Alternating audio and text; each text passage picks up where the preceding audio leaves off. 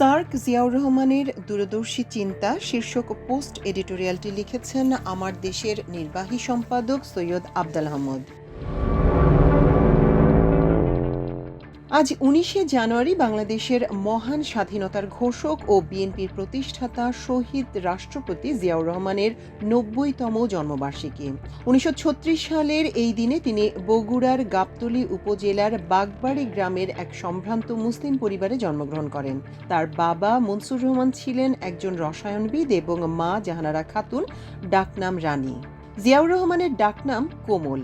জিয়াউর রহমান ছিলেন ৫ ভাইয়ের মধ্যে দ্বিতীয়। বড় ভাই রেজাউর রহমান ছিলেন একজন নেভাল ইঞ্জিনিয়ার ডাকনাম বকুল। অন্য ভাইরা ছিলেন খলিলুর রহমান, মিজানুর রহমান এবং আহমেদ কামাল। তারা কেউই এখন বেঁচে নেই। ইঞ্জিনিয়ার রেজাউল করিমের সাক্ষাৎকার নেওয়ার সুযোগ আমার হয়েছিল। তিনি আমাকে জিয়াউর রহমানের ছোটবেলা নিয়ে বিস্তারিত জানিয়েছিলেন। বয়সে জিয়াউর রহমানের চেয়ে তিনি ২ বছরের বড় ছিলেন। বাবার চাকরির সুবাদে কলকাতার হেয়ার রোডে তাদের শৈশবের একটি উল্লেখযোগ্য সময় কেটেছে। জিয়াউর রহমান তার ভাইয়ের ছোটবেলার স্মৃতি উল্লেখ করতে গিয়ে আমাকে বলেছিলেন, কোমল শৈশব থেকেই ছিল অত্যন্ত শান্ত, লাজুক, অন্তর্মুখী এবং নিয়মানুবর্তী। আমরা ২ ভাই একসঙ্গে খেলাধুলা করতাম। রাজনীতির বড় বড় নেতারা কলকাতায় এলে কোমল তাদের বক্তৃতা শুনতে যেত। ১৯৪০ সালে জাপানি বিমান হামলার আশঙ্কায় বাবা আমাদেরকে গ্রামের বাড়ি বগুড়ায় পাঠিয়ে দেন। ফলে শৈশবের একটি বড় অংশ বগুড়ার বাগবাড়িতে গ্রামীণ পরিবেশে কেটেছে, যা আমাদের বিশেষ করে কোমলের পরবর্তী জীবনে সাধারণ মানুষের প্রতি ভালোবাসার ভিত্তি তৈরি করেছিল। কোমল আর আমি গ্রামে ঘুরে বেড়াতাম। কৃষক কিভাবে ধান বুনে খেতে ধানের চারা লাগায় সেসব আমরা দেখতাম। বন্যা হলে আমরা সেই পানিতে মাছ ধরতাম। পুঁটি মাছের লাফালাফি কোমলকে খুব আনন্দ দিত। রেজাউর রহমান আরও বলেন, ছোটবেলা থেকেই কোমলকে দেখেছি মাতৃভূমি বাংলাদেশের প্রতি গভীর টান। দেশকে নিয়ে কারো তুচ্ছ তাচ্ছিল্য সে সহ্য করতে পারত না। পাকিস্তানের কাকুলের ট্রেনিং ইনস্টিটিউটে এক ক্যাডেট বাংলাদেশ সম্পর্কে কটু মন্তব্য করায় কোমল তাকে ঘুষি মেরেছিল।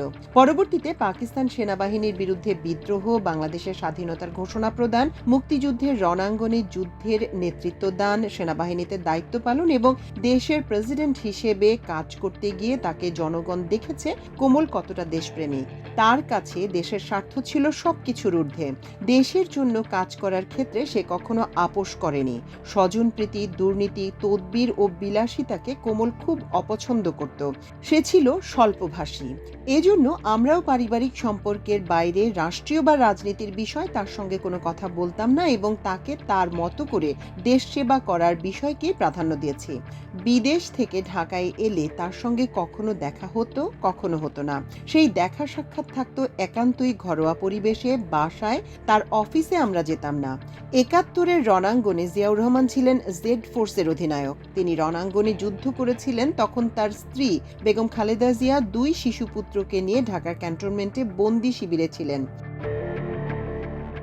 মুক্তিযুদ্ধের দলিলপত্রে উল্লেখ আছে, ১৯৭১ সালের ২১শে আগস্ট জিয়াউর রহমান রণাঙ্গন থেকে পাকিস্তানি মেজর জেনারেল জামশেদকে একটি চিঠি লিখেছিলেন। সেখানে তিনি তার বন্দি স্ত্রী খালেদা জিয়াকে সসম্মানে রাখার জন্য কঠোর হুঁশিয়ারি দিয়ে বলেছিলেন, আমার স্ত্রী খালেদা জিয়া আপনার হেফাজতে আছে।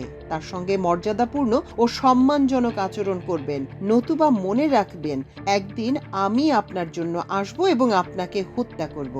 রাষ্ট্র ক্ষমতায় থাকাকালীন খালেদা জিয়াকে রাজনীতির বাইরে রাখতে পছন্দ করতেন জিয়া। তিনি তার স্ত্রীকে একজন আদর্শ গৃহবধূ হিসেবেই দেখতে চেয়েছিলেন এবং খালেদা জিয়াও তখন কোনো রাজনৈতিক কর্মকাণ্ডে সম্পৃক্ত হননি।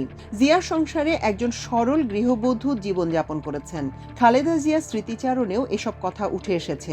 জিয়াউর রহমান চাইতেন তার ছেলেরা সুশিক্ষিত এবং দেশপ্রেমিক হয়েও গড়ে উঠুক। নিজের পুরনো প্যান্ট বা শার্ট কেটে ছোট করে তাদের পরতে দিতেন। মাসিক বেতনের টাকাটা স্ত্রী খালেদা জিয়ার হাতে তুলে দিতেন সংসার চালানোর জন্য। জিয়ার মৃত্যুর পর ফজলে লোহানীর সঙ্গে টিভি সাক্ষাৎকারে উঠে এসেছে, খালেদা জিয়া বলছেন, আমাকে প্রেসিডেন্ট সাহেব তার মাইনে থেকে ২,২০০ টাকা দিতেন। এ দিয়েই আমি সংসার চালাতাম। তো তার মধ্যে থেকে আমাকে সে ২,০০০ টাকা দিত, ওর মধ্যেই আমার সংসার চালাতে হতো। খালেদা জিয়া তার রাজনৈতিক জীবনেও অন্তত 15,000 জনসভায় বক্তৃতা করেছেন। সেই জনসভাগুলো ছিল আন্দোলনের সময়, নির্বাচনের সময় এবং প্রধানমন্ত্রী হিসেবে সারা দেশে সফরকে ঘিরে। জনসভায় জিয়াউর রহমানের আদর্শের কথা বলতে গিয়ে তিনি তার একটি উক্তি মনে করিয়ে দিতেন, ব্যক্তির চেয়ে দল বড়, দলের চেয়ে দেশ বড়। জিয়াউর রহমান ছিলেন এদেশের জনপ্রিয় প্রেসিডেন্ট। দেশ ও মানুষের কল্যাণে গুরুত্বপূর্ণ পদক্ষেপের জন্য ইতিহাসের পাতায় তিনি স্মরণীয় হয়ে আছেন। ৭১-এর ২৫শে মার্চ রাতে পাকিস্তান সেনাবাহিনীর বিরুদ্ধে ওয়ে রিভোল্ট বলে বিদ্রোহ ঘোষণা, কালুরঘাট বেতার কেন্দ্র থেকে স্বাধীনতার ঘোষণা প্রদান, ৭৫-এর পট পরিবর্তনের পর দেশে বহুদলীয় গণতন্ত্রের প্রবর্তন করা এবং সংবাদপত্রের স্বাধীনতা ফিরিয়ে দেয়া, কৃষি উৎপাদনে বিপ্লব ঘটাতে দেশব্যাপী খাল খনন কর্মসূচির মাধ্যমে স্বনির্ভর বাংলাদেশ গঠন, গার্মেন্টস শিল্প গড়ে তোলা এবং বিদেশে জনশক্তির রপ্তানি করতে বিশেষ উদ্যোগ গ্রহণ, গ্রাম সরকার এবং তৃণমূল উন্নয়ন, বাংলাদেশের স্বার্থকে তুলে ধরতে, দেশের পরিচয় সুনির্দিষ্ট করতে বাংলাদেশি জাতীয়তাবাদের ধারণা প্রবর্তন এবং গণমুখী রাজনৈতিক দল বিএনপির প্রতিষ্ঠা উল্লেখযোগ্য কাজ। দক্ষিণ এশিয়ার দেশগুলোর মধ্যে আঞ্চলিক সহযোগিতা বা সার্কের মূল ধারণাটি ছিল জিয়াউর রহমানের। বিশ্ব রাজনীতিতে বাংলাদেশকে একটি অনন্য উচ্চতায় নিয়ে যাওয়ার পেছনে তার দূরদর্শী কূটনৈতিক চিন্তার ফসলই হল সার্ক। এজন্য তিনি সার্কের মূল স্বপ্নদ্রষ্টা বা স্থপতি। আসিয়ান জোটের আদলে দক্ষিণ এশিয়ার দেশগুলোর মধ্যে একটি জোট গড়ার প্রয়োজনীয়তা জিয়াউর রহমান প্রথম অনুভব করেন।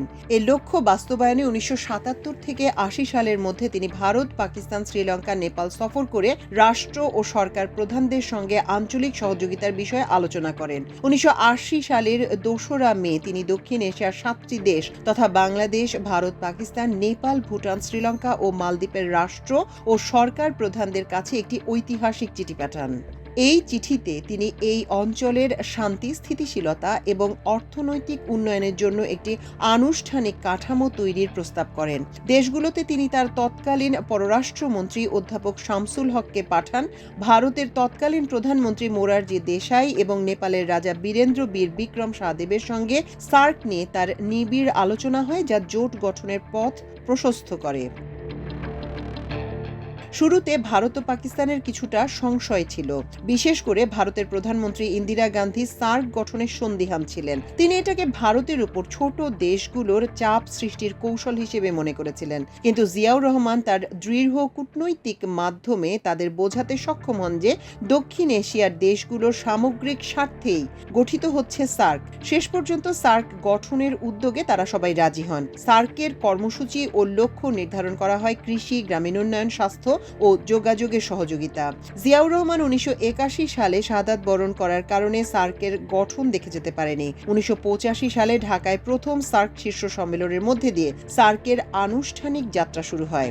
আজ যখন শহীদ প্রেসিডেন্ট জিয়াউর রহমান ৯০তম জন্মবার্ষিকী পালিত হতে যাচ্ছে, তখন তার এই দূরদর্শী উদ্যোগের কথা বারবার মনে হচ্ছে। সার্কের বয়স আজ ৪০ বছর হয়েছে। ১৯৮৫ সালের ৭ ও ৮ ডিসেম্বর ঢাকায় প্রথম সার্ক শীর্ষ সম্মেলন হয়। এ সম্মেলন ঢাকায় ৩ বার হয়েছে। ২০১৪ সালে নেপালের রাজধানী কাঠমান্ডুতে ১৮তম সার্ক শীর্ষ সম্মেলনের পর আর কোনো নিয়মিত শীর্ষ সম্মেলন হয়নি। সে অনুযায়ী ১১ বছরেরও বেশি সময় ধরে সার্ক শীর্ষ সম্মেলন হচ্ছে না। ২০১৬ সালে পাকিস্তানে ১৯তম সার্ক শীর্ষ সম্মেলন হওয়ার কথা থাকলেও ভারত পাকিস্তান উত্তেজনার কারণে সম্মেলন স্থগিত হয়ে যায় এবং এখন পর্যন্ত সম্মেলনটি আয়োজন করা সম্ভব হয়নি। বর্তমানে প্রধান উপদেষ্টা নোবেল জয়ী ডক্টর মোহাম্মদ ইউনূস সার্ক পুনরুজ্জীবনের জন্য বিশ্ব মঞ্চে সার্কের গুরুত্ব তুলে ধরছেন, কিন্তু ভারতের তীব্র অনীহার কারণে তার উদ্যোগটি সফল হচ্ছে না। আগেই বলেছি, সার্কের স্থবিরতার প্রধান কারণ ভারত ও পাকিস্তানের মধ্যে বৈরিতা। ২০১৬ সালে উরি হামলার পর ভারত পাকিস্তানে অনুষ্ঠেয় ১৯তম সার্ক শীর্ষ সম্মেলনে যোগ দিতে অস্বীকৃতি জানায়, যা এখন পর্যন্ত অমীমাংসিত। ভারত বর্তমানে সার্কের চেয়ে বিমস্টেক বা BBIN এর মতো জোটগুলোকে বেশি গুরুত্ব দিচ্ছে, যেখানে পাকিস্তান নেই। অথচ দক্ষিণ এশিয়া বিশ্বের অন্যতম দ্রুত বর্ধনশীল অঞ্চল। এটি বিশ্বের সবচেয়ে কম সংযুক্ত অঞ্চলগুলোর একটি। যৌথভাবে কাজ করলে ব্যবসা বাণিজ্য ও দারিদ্র্য মোচন সহজ হতো। সাপটা পুরোপুরি কার্যকর হলে সদস্য দেশগুলোর মধ্যে শুল্ক মুক্ত বাণিজ্যের সুবিধা পাওয়া যেত, যা নিত্য পণ্যের দাম কমাতে সাহায্য করত। রেল, সড়ক, নৌপথে আঞ্চলিক যোগাযোগ বৃদ্ধি পেলে পর্যটন ও ব্যবসা বাণিজ্যের প্রসার ঘটত। নেপাল ও ভুটানের জলবিদ্যুৎ এবং ভারতের প্রাকৃতিক গ্যাস বা গ্রিড শেয়ারিং এর মাধ্যমে পুরো অঞ্চলের জ্বালানি সংকট দূর হতো। বাবা জিয়াউর রহমানের প্রতিষ্ঠিত রাজনৈতিক দল বিএনপি এখন নেতৃত্ব দিচ্ছেন তারেক রহমান। নন্দিত নেত্রী খালেদা জিয়া বইটি লিখতে গিয়ে বেশ কয়েকবার বিভিন্ন বিষয়ে তার সাক্ষাৎকার নেয়ার আমার সুযোগ হয়েছে। লন্ডন থেকে ভার্চুয়ালি দল চালাতে গিয়ে তারেক রহমান তার বাবা এবং নেতা জিয়াউর রহমান সম্পর্কে বিভিন্ন মন্তব্য করেছেন। তারেক রহমান মনে করেন, জিয়াউর রহমান কেবল একজন ব্যক্তি ছিলেন না, তিনি ছিলেন গণতন্ত্রের প্রতীক। তিনি বিশ্বাস করেন তার বাবা দেশে গণতান্ত্রিক আদর্শ প্রতিষ্ঠা করতে গিয়ে এবং দেশের জন্য কাজ করতে গিয়ে নিজের জীবন উৎসর্গ করেছেন। তার মতে জিয়াউর রহমান শখের বশে নয়, বরং দেশের প্রয়োজনে এবং বিরাজমান পরিস্থিতির দাবিতেই রাজনীতিতে প্রবেশ করেন। তিনি তার বাবা জিয়াউর রহমানকে তিনটি প্রধান ভূমিকায় মূল্যায়ন করেন: একজন দেশপ্রেমিক সৈনিক, স্বাধীনতার ঘোষক এবং একজন সফল রাষ্ট্রনায়ক। তিনি মনে করেন জিয়াউর রহমান কেবল ঢাকা কেন্দ্রিক রাজনীতি করেননি, বরং তিনি তৃণমূলের মানুষের কাছে গিয়েছেন, তাদের সমস্যা শুনেছেন এবং তার সমাধানের চেষ্টা করেছেন। তিনি জিয়াউর রহমানকে আধুনিক বাংলাদেশের অগ্রদূত এবং বহুতলীয় গণতন্ত্রের প্রবর্তক হিসেবে বিবেচনা করেন। 17 বছর লন্ডনের নির্বাসন থেকে দেশে ফিরে তারেক রহমান পরদিন বাবার মাজার জিয়ারত করতে গিয়ে আবেগপ্রবণ হয়ে পড়েন এবং অশ্রুসজল নয়নে আবেগপ্রবণ হয়ে পড়েন। বাংলাদেশের প্রেসিডেন্ট জিয়াউর রহমান 1980 সালের 2রা মে সার্ক গঠনে আনুষ্ঠানিক প্রস্তাব দিয়ে দক্ষিণ এশিয়ার রাষ্ট্র এবং সরকার প্রধানদের কাছে চিঠি লিখেছিলেন।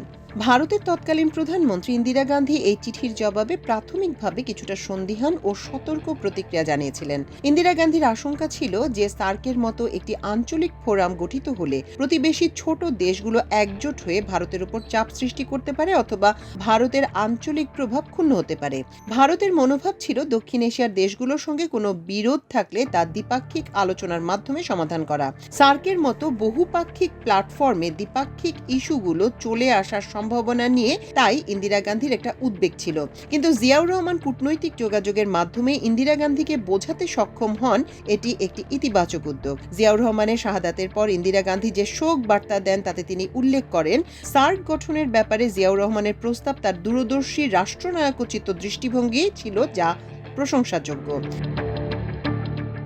শেষ পর্যন্ত ভারতের সম্মতিতে 1985 সালের 7 ও 8 ডিসেম্বর ঢাকায় আনুষ্ঠানিকভাবে সার্কের যাত্রা শুরু হয়। সার্কের প্রথম শীর্ষ সম্মেলনে ভারত চার্টার স্বাক্ষরের মাধ্যমে সার্ক গঠনের চূড়ান্ত সম্মতি দেয়। এর আগে অবশ্য 1981 সালের এপ্রিল মাসে কলম্বোতে অনুষ্ঠিত দক্ষিণ এশিয়ার 7টি দেশের পররাষ্ট্র সচিবদের প্রথম বৈঠকে ভারত আনুষ্ঠানিকভাবে অংশগ্রহণে রাজি হয়।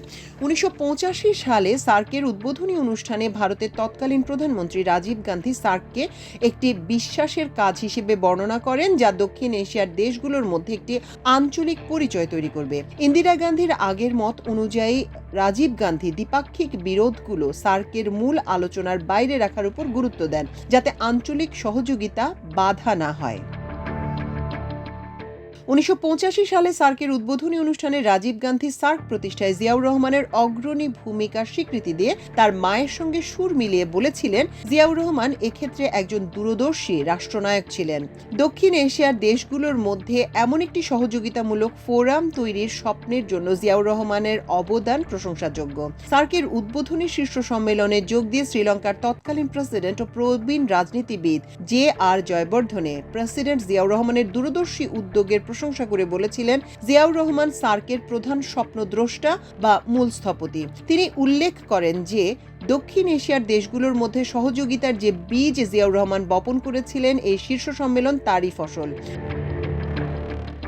1980 সালে জিয়াউর রহমান যখন প্রথম আঞ্চলিক সহযোগিতার প্রস্তাব দিয়ে চিঠি পাঠান, শ্রীলঙ্কা ও নেপালই সবার আগে জিয়াউর রহমানকে জোরালো সমর্থন জানিয়েছিলেন। সার্কের প্রথম সম্মেলনে জয়বর্ধনে সেই সাহসিকতা ও দূরদর্শী চিন্তার কথা শ্রদ্ধার সঙ্গে স্মরণ করেছিলেন। জয়বর্ধনে মনে করতেন, জিয়াউর রহমানের সার্ক গঠনের উদ্যোগ দক্ষিণ এশিয়ার ছোট বড় দেশগুলোর মধ্যে অবিশ্বাসের দেয়াল ভেঙে পারস্পরিক শ্রদ্ধা ও অর্থনৈতিক সংহতি গড়ে তুলতে সাহায্য করেছে। JR জয়বর্ধনে সেদিন জিয়াউর রহমানকে এমন একজন নেতা হিসেবে মূল্যায়ন করেছিলেন যিনি দক্ষিণ এশিয়ার মানুষের কল্যাণে আঞ্চলিক ঐক্যের প্রয়োজনীয়তা সবার আগে অনুভব করেছিলেন। প্রথম সার্ক শীর্ষ সম্মেলনে সার্ক সনদ বা ঢাকা ডিক্লারেশন জিয়াউর রহমান সূচিত প্রক্রিয়াকে ভিত্তি হিসেবে স্বীকার করা হয়। এতে বলা হয়, জিয়াউর রহমান দক্ষিণ এশিয়ার শান্তি ও অগ্রগতির জন্য আঞ্চলিক সহযোগিতার যে ধারণা দিয়ে গেছেন সেটা সার্কের মূল ভিত্তি হিসেবে কাজ করেছে। পাকিস্তানের প্রেসিডেন্ট জিয়াউল হকের মতো সংস্থা গঠনের জন্য জিয়াউর রহমানের উদ্যোগকে দূরদর্শী হিসেবে অভিহিত করে বলেন, এই উদ্যোগ একটি ভ্রাতৃত্বপূর্ণ আঞ্চলিক কাঠামো গঠনে সাহায্য করেছিল। 1993 সালে ঢাকায় অনুষ্ঠিত সার্ক শীর্ষ সম্মেলনে প্রধানমন্ত্রী খালেদা জিয়া সার্কের প্রথম নারী চেয়ারপারসন হন। এই সম্মেলনে অংশগ্রহণকারী সার্ক নেতারা জিয়াউর রহমানকে এই অঞ্চলের আঞ্চলিক জোটের স্বপ্নদ্রষ্টা বা প্রতিষ্ঠাতা হিসেবে শ্রদ্ধা ভরে স্মরণ করেছিলেন। তারা বলেছিলেন, 80-র দশকের শুরুতে দক্ষিণ এশিয়ার দেশগুলোর মধ্যে সহযোগিতার যে বীজ জিয়াউর রহমান বপন করেছিলেন, 1993 সালের এই সম্মেলন সেই উদ্যোগের সফল ধারাবাহিকতা। ভারতের প্রধানমন্ত্রী পি.ভি. নরসিমহা রাও এবং পাকিস্তানের প্রধানমন্ত্রী নওয়াজ শরীফ তাদের বক্তব্যে দক্ষিণ এশিয়ার শান্তি উন্নয়নের জন্য জিয়াউর রহমানের দূরদর্শী চিন্তার প্রশংসা করেন। এই অবদানের প্রতি শ্রদ্ধা জানিয়ে 2004 সালে সার্ক শীর্ষ সম্মেলনে জিয়াউর রহমানকে মরণোত্তর সার্ক অ্যাওয়ার্ড প্রদানের সিদ্ধান্ত নেওয়া হয়। 1993 সালে সার্ক শীর্ষ সম্মেলনে দক্ষিণ এশিয়ায় মুক্ত বাণিজ্য এলাকা বা সাপটা চুক্তির ভিত্তি রচিত হয়েছিল, যাকে নেতারা জিয়াউর রহমানের অর্থনৈতিক সহযোগিতার স্বপ্নের বাস্তব রূপায়ণ হিসেবে অভিহিত করেছিলেন। 2005 সালে ঢাকায় অনুষ্ঠিত 13তম সার্ক শীর্ষ সম্মেলনে প্রধানমন্ত্রী বেগম খালেদা জিয়া দ্বিতীয়বারের মতো সার্ক চেয়ারপারসন হন। এই সম্মেলনে সার্কের বিদায়ী চেয়ারপারসন পাকিস্তানের প্রধানমন্ত্রী শওকত আজিজ জিয়াউর রহমানকে তিনি সার্কের স্বপ্নদ্রষ্টা ও প্রতিষ্ঠাতা হিসেবে জিয়াউর রহমানকে মরণোত্তর প্রথম সার্ক পদক প্রদান করেন। 2005 সালের 12 নভেম্বর সার্ক শীর্ষ সম্মেলনে জিয়াউর রহমানের বড় ছেলে তারেক রহমান এই সম্মাননা গ্রহণ করেন। এর মূল্যমান ছিল $25,000 মানপত্র ও স্বর্ণপদক।